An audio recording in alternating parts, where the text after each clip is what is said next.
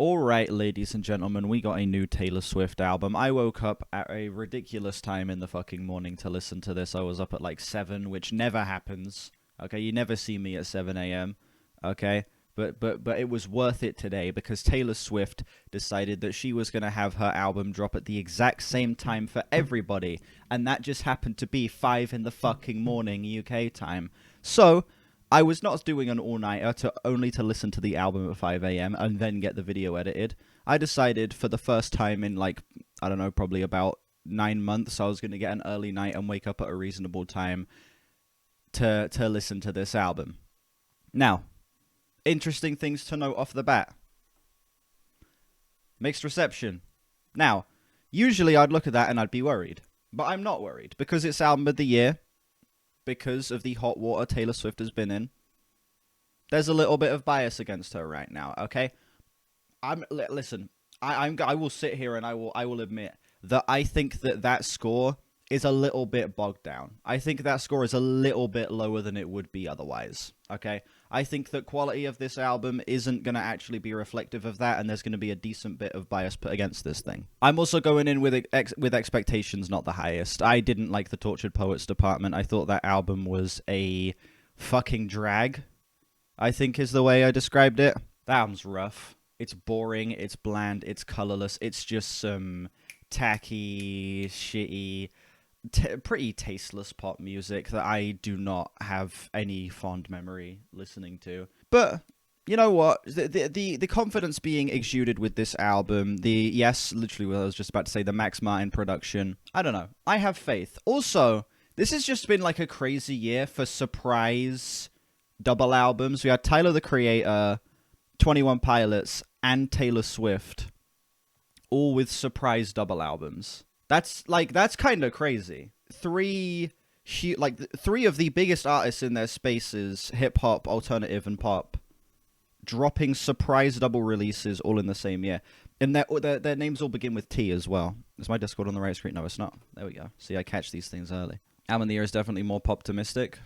But also Album of the Year is going to be a little biased against Taylor Swift right now. Which, you know, it's understandable. I think that, you know, I'm certainly not the biggest fan of Taylor Swift as a person, but I don't know, I'm going into this album with not the highest expectations, but genuinely wanting to enjoy it. This is the second Taylor Swift album I'm listening to, and I'm happy to announce the Taylor Swift discography, or at least Taylor Swift collection of albums, will be starting next week. That's right, I'm finally doing it. I'm finally going to be going through, at the bare minimum, like 3 or 4 albums of hers. From her past discography, because I said I was going to do that shit months ago, and I didn't, and we're finally going to do it. Mute my notifications, damn it. This album came out, like 4 hours ago? It's 12 tracks, 41 minutes. We're just going to get straight into this shit. We are just going to dive straight in. No dilly-dallying, no more delaying. I'm going to bite the bullet, and we're going to get straight into this shit. Track 1, The Fate of Ophelia.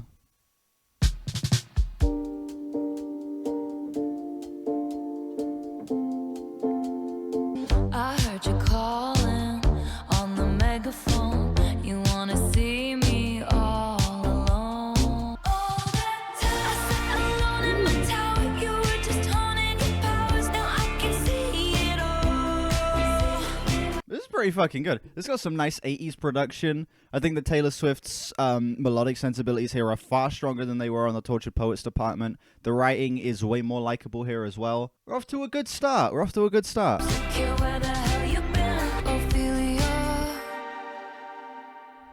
eldest daughter of a nobleman. It's by the numbers, yeah, but the execution is strong enough for me to excuse that. Be liking Taylor Swift, that's unheard of.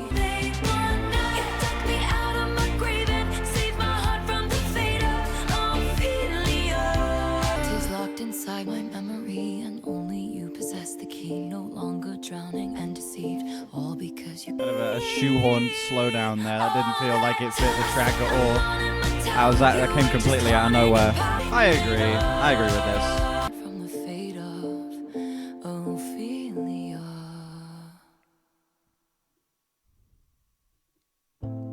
Pause Fucking hell. How many times am I going to have to press space? Jesus. Okay. It's a solid opener.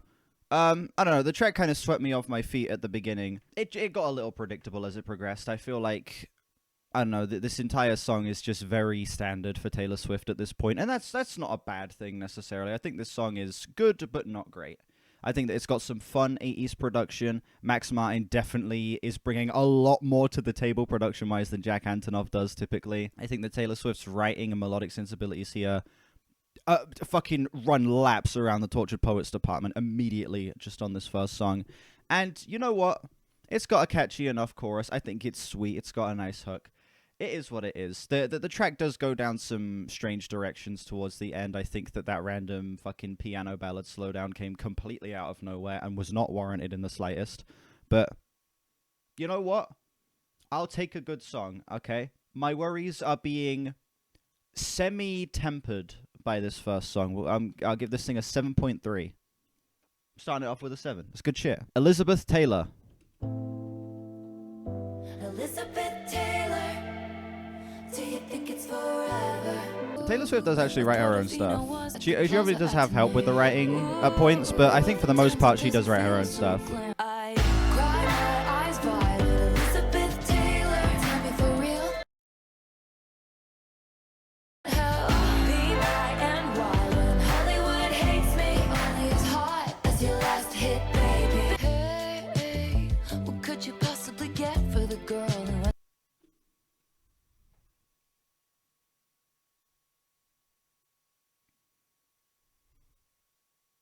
Nope. Okay, this sounds like shit. This is more what I was worried about. Wow. Okay. This is just so watered down. It's so watered down. It's got some fun lo-fi sounding elements. The drums sound fantastic. I think the bass as well kind of has like a nice very subtle kind of punch to it, but man, everything else here just feels like it's so like watered down, so desaturated. I am actively fucking hating this song right now. This is wow. Yikes.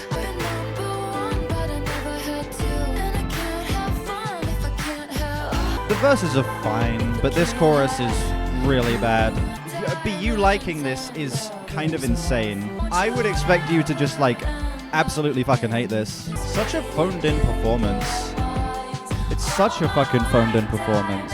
Elizabeth Taylor is everything I was worried about going into this album. This is so watered down.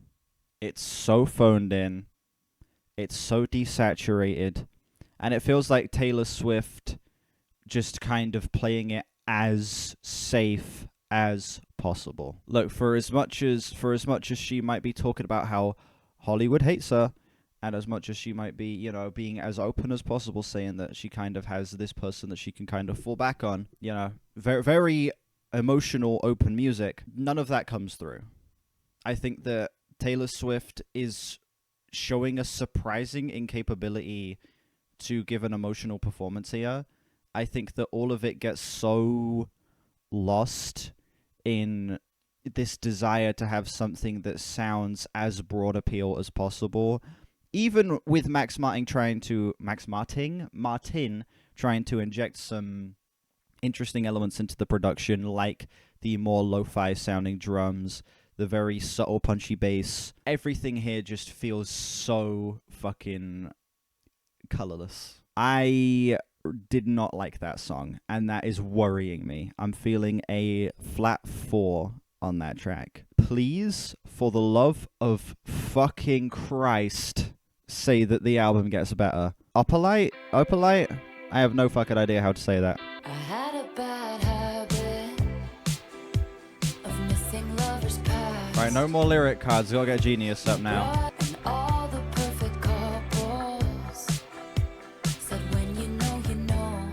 It does feel kind of Sabrina Carpenter, yeah. But my mama told me it's alright. What the fuck is going on with my white balance? Now the sky is Opalite. Opalite. We are incredibly committed to the 80s production here.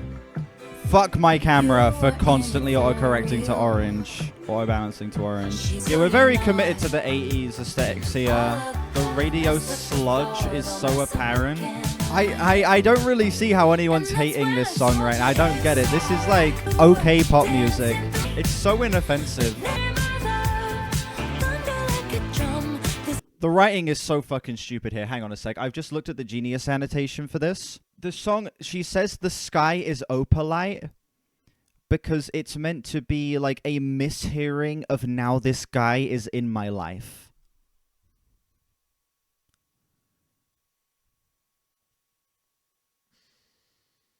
Look at this fucking Genius annotation. The intention behind this line might have been to create a mondegreen where, but now the sky is opalite can be heard is, but now this guy is in my life. Listen, this song's fine. This song is okay. But the writing here, not even just that line. I think the writing on this track is, I don't get the lyrics because they're coded. This is a Taylor Swift song. Also, that's a direct quote. What the fuck? Jesus. That's a direct quote from Taylor Swift. Opalite is fine. It's like a solid 6 for me. It's okay. I don't know. I think this track is... It's got some kind of fun... Again, this album's very committed to its 80s aesthetics so far. I think this track does it pretty well. I think the instrumental is solid throughout. I think Taylor Swift has a couple of genuinely catchy melodic moments throughout this track. But the writing definitely brings this down. I feel like this album, it's very hit and miss writing-wise so far, and unfortunately when it misses hard. I think that there's so much stupid bullshit throughout this track that's like genuinely so like aggravating that it brings down my enjoyment of this song to such a crazy degree. This could have been like a 7 or an 8. But man, the writing is fucking rough. It is rough. I see our father figure. When I found you, you were young, we were lost in the cold. Pulled up to you in the jack, turned your... I'll be your father figure. I drink that brown liquor. Fucking camera, man. Dear protege.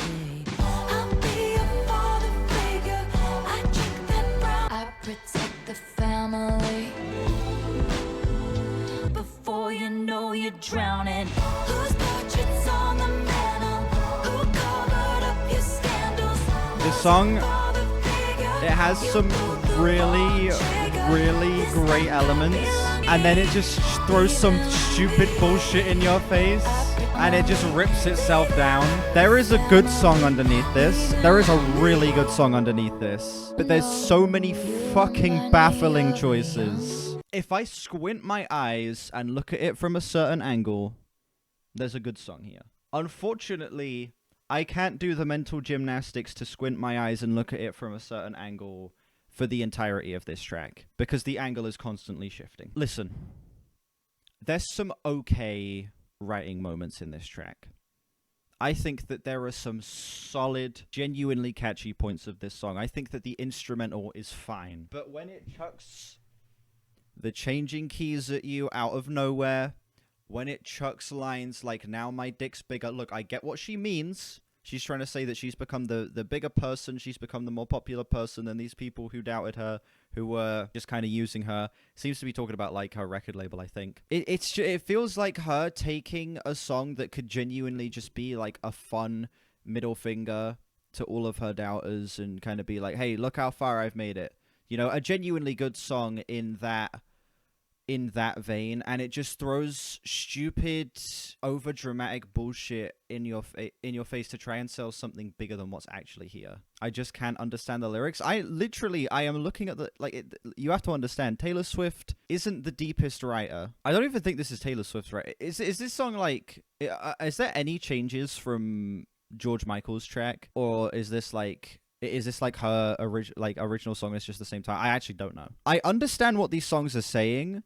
I just don't think they're saying them well. Let me see that. This is Father Figure by George Michael. You can't state a subjective opinion and say that's a fact. Right, let's skip a bit.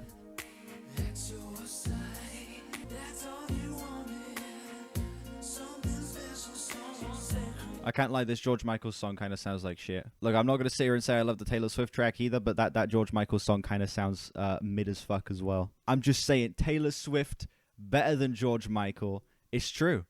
It's true. What? What do you mean, what? That shit sounded bland as fuck. Yeah, Father Figure gets a high 4 for me. It's not terrible. It's a fucking far cry from the worst thing in the world, but it's just bogged down by genuinely such ridiculous choices that just completely... It feels like Taylor Swift smearing shit all over a decent song, you know? That's essentially what it felt like to me. Eldest Daughter up next. Piano ballad, huh? Everybody's so punk on the internet. Everyone.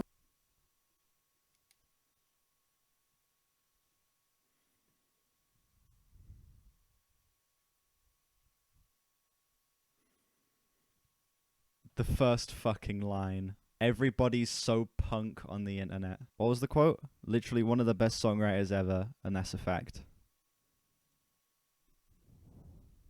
Yeah. Every joke's just trolling and memes, sad as it seems.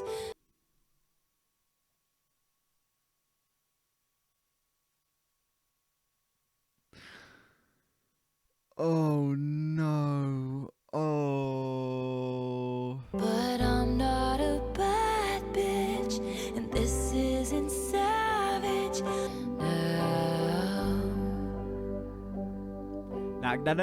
We're not doing any of this, okay? Listen. For as much as I'm not liking this album so far, we're not gonna shit on other people for liking this, okay?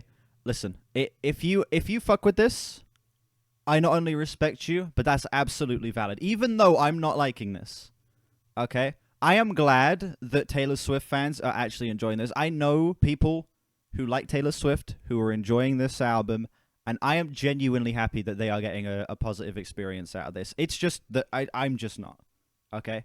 I don't want to see anybody shitting on Taylor Swift fans, okay? They are experiencing generational W's with this album. I'm just not liking it personally. When your first crush crushes something kind. When I said I don't believe in merit, wolves and we looked fire. We looked fire? Shut the fuck up. I'm sorry, that was very rude. We all dressed up as wolves and we looked fire.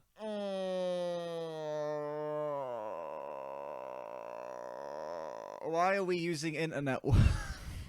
Not a bad bitch, and this is Why are we using internet words, man? Totally Sigma. If she says Sigma, it's over. This is the best song of the year. Vocal production's nice. I will say the vocal production is genuinely pretty great here. Yeah, Max Martin, his production's solid on this album. I'll give it that. Being the eldest sister, she's pretty hip with it. Exactly. Guys, the trolls and the memes and the Riz and the Aura and the Phantom Tax. Everybody is so punk. They're in the comments. They're hot takes. They're not bringing hot enough takes to Fantano's Let's Argue segments.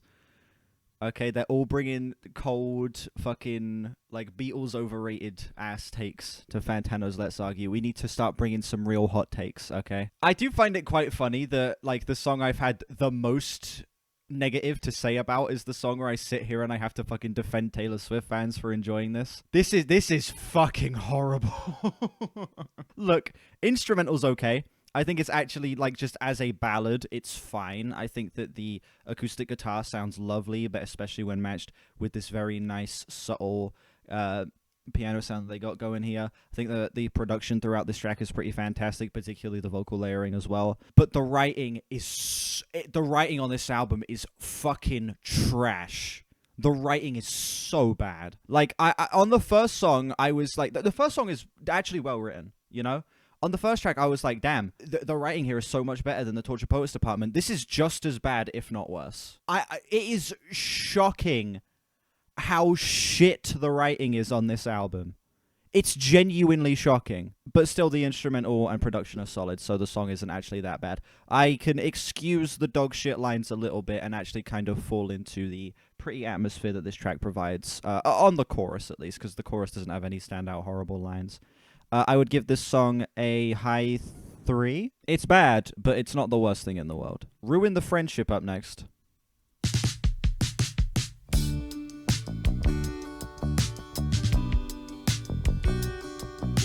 Glistening grass from September rain, gray overcast full of neon names, and it was not an invitation. It's a little hollow, but I don't mind it too much. This is actually decent. The writing is nice. I think the writing here is actually really sweet. It's capturing like the regret nicely. Zeb, you're laying it on a bit too thick. Why the fuck is the lyric card censored? Why the fuck is the lyric card censored? She said might piss your ex off, and here it says might tick your ex off. Title.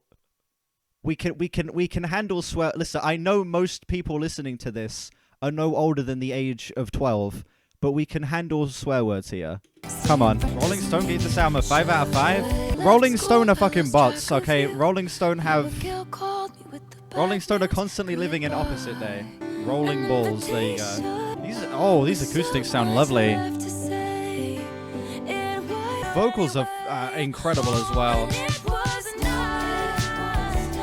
I actually like the minimalist production here. This is like a really good track. Like, as this has progressed, the nitpicks I have kind of fallen to the wayside, and I'm just kind of seeing this as like a nice piece of minimalist pop. I think that this is really doing a great job at showing a more emotional side of Taylor Swift here. I think the writing is fucking miles better than anything we've had up to this point as well.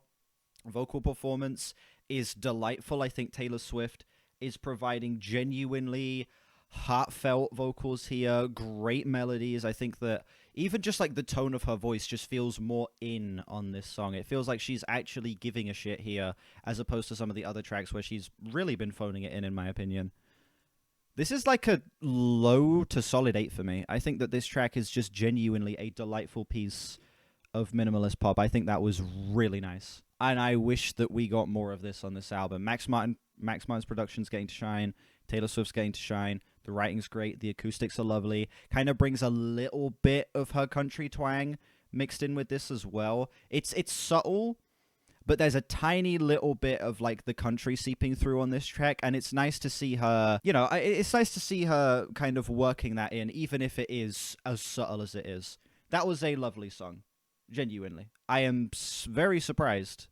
I got worried that we weren't going to get like any good tracks besides the first song, but no, I'm happy that we've got one in here. And I'm hoping that maybe this is going to be a turning point for the album and that it's going to get good. Why don't she add some electric guitars? Vocals is nice, but the music is so flat and uninspiring. She's going for a very minimalist approach here. And I appreciate that. I think that is allowing, even if I've not been enjoying this album, I do appreciate that she is switching it up to something that is as minimalistic as this. Actually Romantic up next.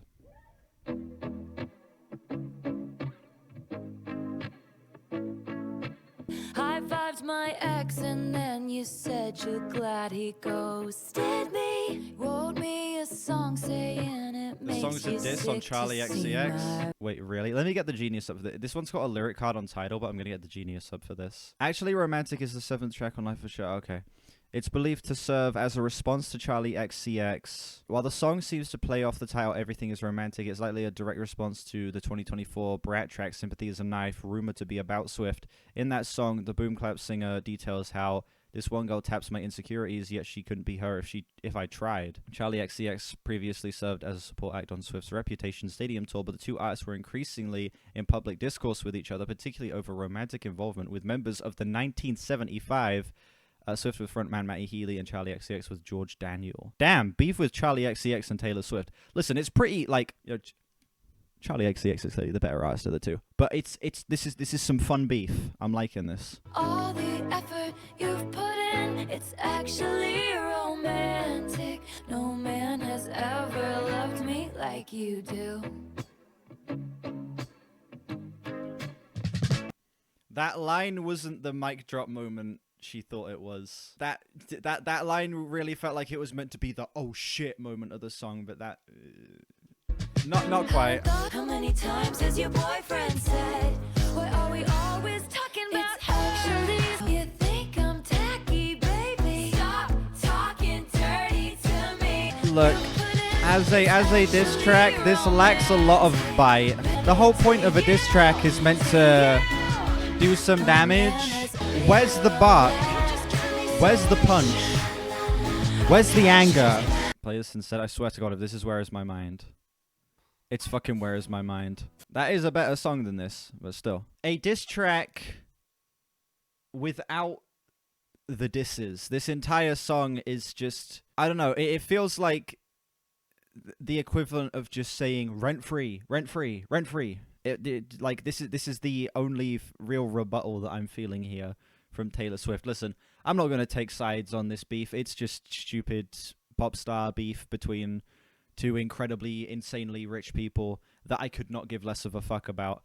But listen, if I'm going to choose either of the diss tracks, I'm choosing Sympathy As a Knife. I think Sympathy As a Knife is a fantastic song, and this is shit. I'm feeling a like a solid 4 on this. A clapback song that doesn't clap back. I am unimpressed. It feels like Taylor Swift could have done a lot more here. There's multiple mic drop moments that don't feel like mic drops at all. There's multiple jabs that barely jab, and the Taylor Swift's vocals again feel incredibly phoned in on this song. Yeah, she could do better. I know she can do better than this. Next we have Wishlist. They want that yacht life under chopper blades. They want those bright lights and Balenci shade. I just want you. Have a couple kids, got the whole block looking like. Bust up, settle down, got a wish list. I just want you. They want that free. Half of me thinks this is like really fun and actually incredibly charming, and another half of me is like, damn, this is the tackiest shit I've ever heard in my life. The song is pulling in both directions. Half of this is actually kind of cute, and half of this is like shockingly, like genuinely musically incompetent for someone who's been going for almost 20 years and is as big as she is. I am very torn on this song right now. They want a contract with Real Madrid. They want that spring break that was fucking lit, and then internet. They want the spring break was fucking lit. It was lit, guys. Remember 2015 when Jake Paul was saying lit? You guys remember? Remember 10 fucking years ago when that word finally went out of style? It feels like this is the equivalent of seeing a 40, 50-year-old doing fucking Fortnite dances. It's that fucking bad. She should have used Sigma, exactly. Falsetto vocals are rough. Look, lyrically, this song is cute, okay? It's talking about all these other people. They want Oscars, they want Grammys, they want fucking all of these awards and acclamations. She just wants to settle down with somebody, have kids, you know, have a cute little house with a basketball hoop in the driveway. You know, it's lyrically speaking, I think this song is delightful, okay? It's instrumentally incredibly tacky though. This is surprisingly so fucking tacky for an artist of Taylor Swift's stature. It's baffling that the song sounds as bad as it does. Like, this is Max Martin on production with a Taylor Swift song, and the actual sound of this track is that fucking bad. Something's not adding up there. Maybe she, like, allowed, like, her fucking nephew to make a beat for her or something. Like, you know how in, what fucking film is it? Is it one of the Final Destinations, or like I Know What You Did Last Summer, where like the director brought on like his fucking nephew or something, and he like got a line in the movie? Maybe it's one of those. I'm feeling a flat 5 on this track because I think that the writing is strong enough to bring this up to being just kind of meh. Wood up next.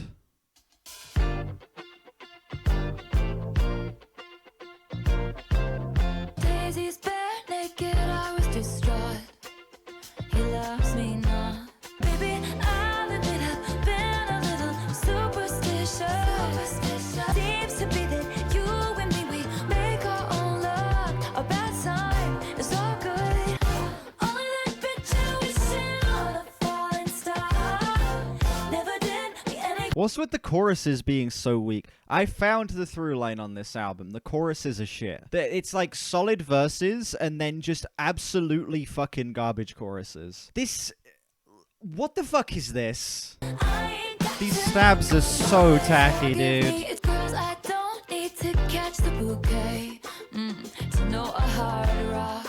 this about Travis Kelce? I think this is about Travis Kelce. I'm assuming. I'm looking through these lyrics. Yeah, I'll admit I've been a little superstitious. The curse on me was broken by your magic wand. She's finally stopped dating fucking everybody and has landed on Travis Kelce. I see. It's about his dick. Maybe. Yeah, this album feels stylistically like it's trying to really capture what Sabrina Carpenter's been bringing recently. I'll agree with that. Okay, look. It's a fun enough, kind of cheeky little track dedicated to Travis Kelce. How apparently he's got... apparently the D is that fire. Fair play. Fair play. You know? D's so fire, she stopped dating everybody and was like, you know what? That's terrible. That's actually really bad. I apologize. That joke is terrible. No, that's very mean. That's very mean. I apologize to Taylor Swift and Travis Kelce for that one. Yeah, this song's fine. It's cute. It's sweet. It is what it is. It's a little brief. I feel like that there is a very much a lack of confidence in this track. Because it's as brief as it is. 2 minutes and 30 is shockingly short for a song in this style. It feels like Taylor Swift just kind of couldn't really fully commit to the idea. But I think the idea was solid enough. It's cute. Again, it's cheeky. I think it's fun. This song gets like a solid to high 6 for me. Some tacky choices. I think the chorus is a little rough, but... you know, I don't mind it. Cancelled up next, guys. Cancelled. This song's going to be about how everyone's cancelling her for the 5-minute jet flights. That's my prediction. Beware the wrath of masked crusaders. Did your girl boss too close to the sun?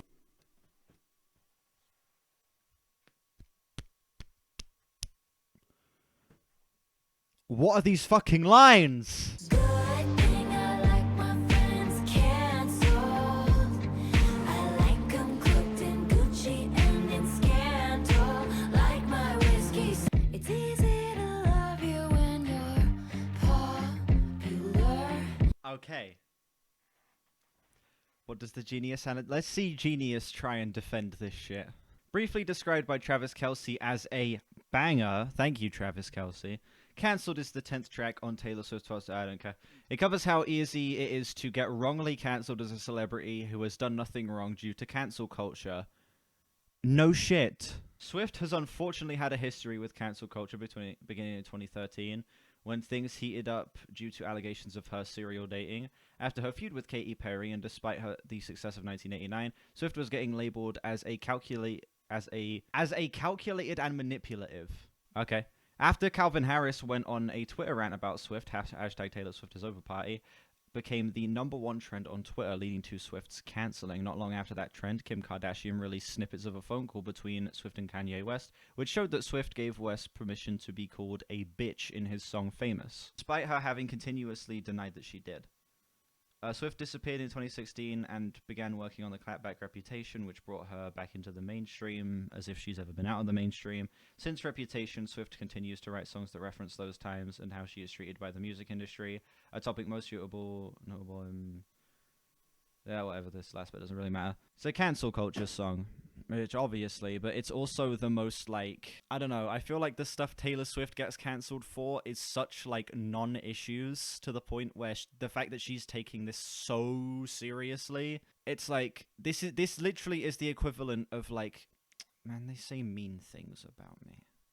It feels like the equivalent of her getting Orsan and being like, man, they're being mean, you know? Look, it's very difficult to take shit like this seriously, where, like, on the same album, it's also, like, trying to take such petty jabs at someone like Charli XCX. It's just shit like this is incredibly difficult to take seriously. The context around this is just so weak. It feels like a song like this really doesn't belong in a Taylor Swift album at all. Welcome to my underworld. It'll break your heart. At least you know it's Welcome to my underworld. for my exoneration. What the fuck is this? The mega slowdown with the boom clap bullshit? What is this, man? You know who we are. We're the ones with matching scars. How dramatic. Wow. We're the ones with matching scars. Reminds me of Jared Leto's interpretation of the Joker. That was fucking terrible. Wow, I'm feeling a flat 3 on that song. Holy shit, that was some genuinely asshat music right there. Head has reached critical, uncharted territory up ass with that song. And the problem is that the things she gets cancelled for are such non-issues, and the fact that she will essentially make a song that is this overdramatic about something that is such a genuine non-issue on the same album where she's taking such petty jabs at someone like Charli XCX. It's like this is so two-faced. It's so inconsistent. This is like actually just so genuinely tasteless and so like actually unbelievably pretentious. This is actual like pretentious music.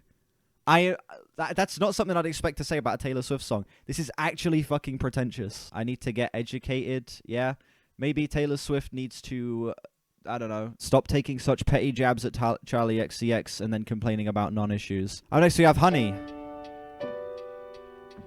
You can call me honey if you want, because I'm the one you want. When anyone called me sweetheart, it was passive aggressive at the bar, and the bitch was telling me to doing some trap flavored drums, ladies and gentlemen. Exactly. This is the better Honey song right here. When you tell me I'm home, you could be my forever nightstand, honey. When anyone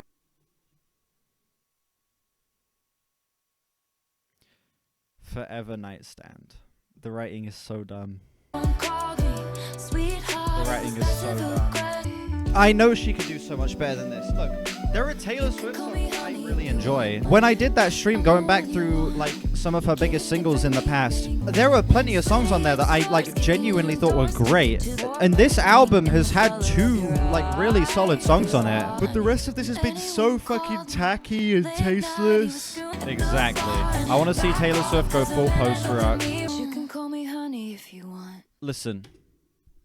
We got 2 much better secret double albums from artists beginning with T this year. Tyler, the Creator's album and 21 Pilots album. Okay? This is the worst of the 3, and it's not even close because both of those albums are great. This is tasteless, tacky, unimaginative, bland, uninspired. This album feels like a product of her being bored as fuck. This feels like a product of boredom. I can't feel a hint of passion behind this. Like, I compare this to any of the previous music I've heard from her, and it doesn't feel like she's putting even a fraction of the amount of care that she's put into past work here. This is so... It feels like she's fully phoning it in just for the sake of a double album. And the previous album was already a fucking double album. So it's like we're getting a triple album. And all 3 albums are equally as boring. And it sucks because a lot of these songs have so much potential. Seriously. For example, track 6, Ruin the Friendship. Great track. The opener, solid track. I think the Wood is cute, but not great. A lot of these, like, there's so much potential here. There is so much fucking potential here for this to be a genuinely fun, simplistic, minimalist pop album. And she's going nowhere. She's doing nothing. She's saying nothing. She is playing it as safe as possible, as, like, lowest hanging fruit, lowest common denominator. And it's, like, it doesn't even feel like this album was worth the couple month wait. It feels like she could have just surprise dropped this and been like, hey, here's a collection of loose singles that I didn't end up releasing. That's what this feels like. All this build up for this. Feeling another low 3 on Honey. like shitty trap elements being thrown in here with the drums. It just feels like her doing the same fucking basic melodies and chord progressions. Nothing new about this track. It just feels like Taylor Swift playing it safe. Yikes. Life of a Showgirl with Sabrina Carpenter. The final track and the title track. Hang on, it's like title, right. Title pisses me off with this because it doesn't sync itself up properly. There we go.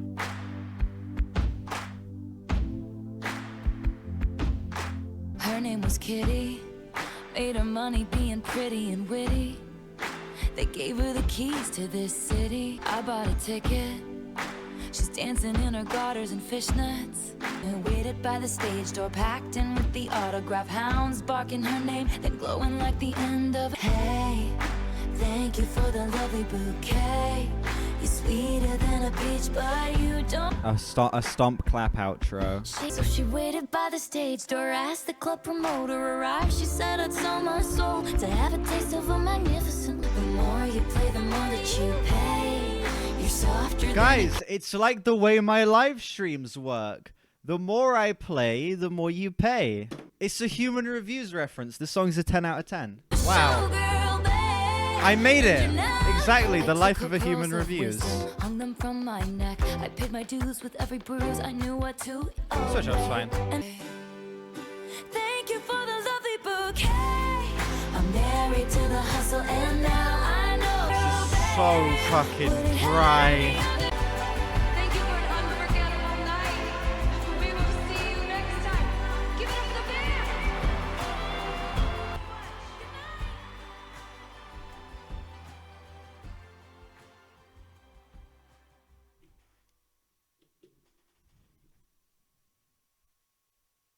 That's it? That's your big fucking closer with Sabrina Carpenter? What the fuck, man? That's like the one song I was betting on being decent. That's the one song I was like, okay, look, Sabrina Carpenter, this might be peak. No, that was like the worst song on the entire fucking album. It's like a high 2. Holy shit. The stomp and holler bullshit. The country claps. Sabrina Carpenter doesn't bring any, like, it doesn't feel like she needed to be here.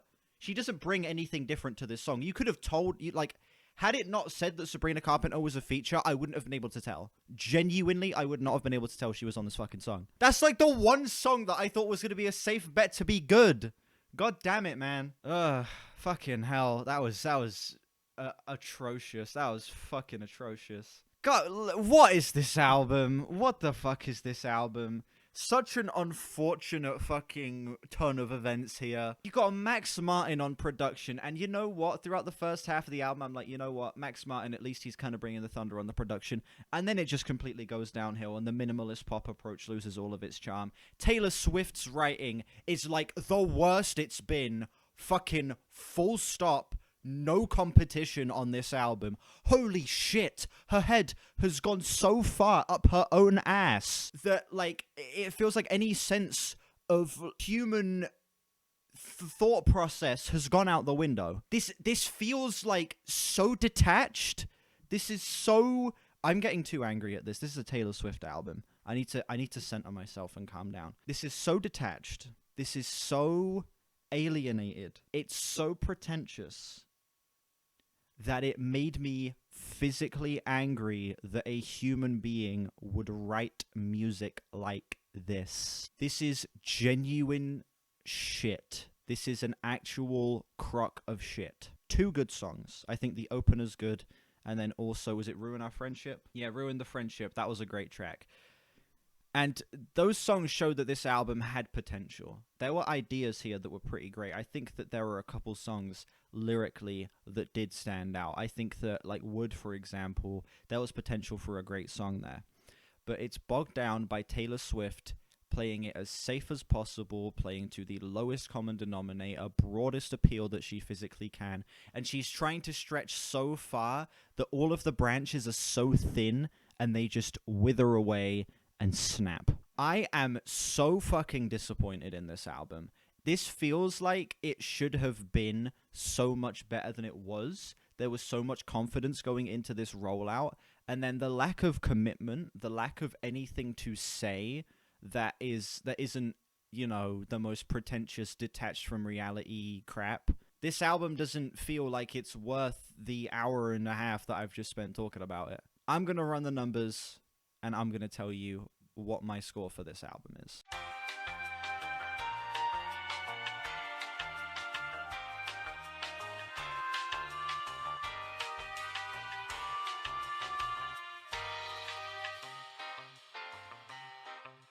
There's no way. Hang on, I need to count this again. No.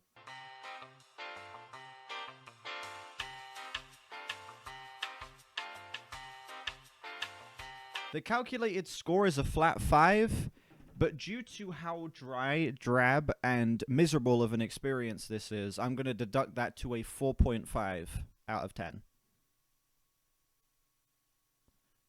4.5.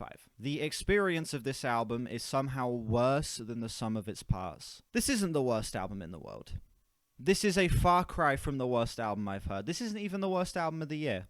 Not close. But this album is worse than it should have been. There is potential for a genuinely great minimalist 80s throwback pop album here, and it's bogged down by Taylor Swift's detachment from reality, Taylor Swift's pretentiousness, and also just a general lack of any sense of passion or wonder on this album. It feels like Taylor Swift phoning it in, wanting to just get another album out of the way, and it just reads as shallow, vain, hollow, fake, and I was genuinely left pretty pissed at how bad this was. Thank you all so much for watching this video. Let me know what you think of this album down below and how it compares to other Taylor Swift albums for you. Yeah, let me know what other albums you'd like to see me listen to in the future down below. Make sure you like and sub if you haven't. We're on our way to 4K. Links in the description to my Discord, my album of the year, my Twitter, and my other channels. Check those out if you haven't. Taylor Swift series properly starting next week. Make sure you stay tuned for that. And yeah, I will see you all whenever I next stream or upload. Bye-bye.